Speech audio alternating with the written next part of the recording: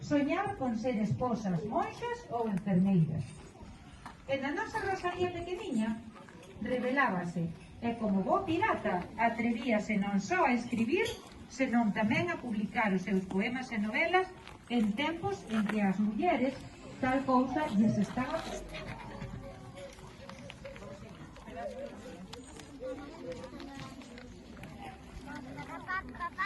Rosalía pequeniña sería hoxe como daquela unha nena guerreira.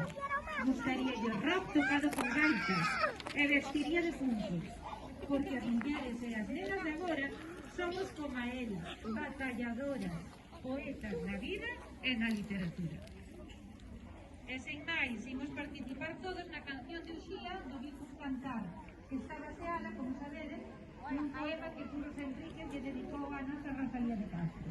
Participade todos,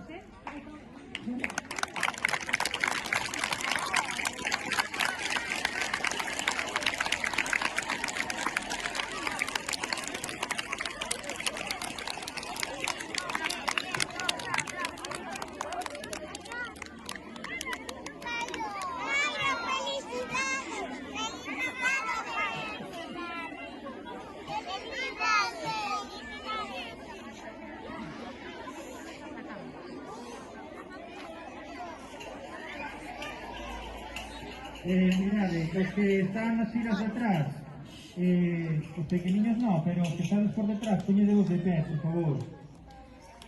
Sexto, quinto, ali non sei quen está, así mellor. E por aquí tamén, de pé, chicos. Aí.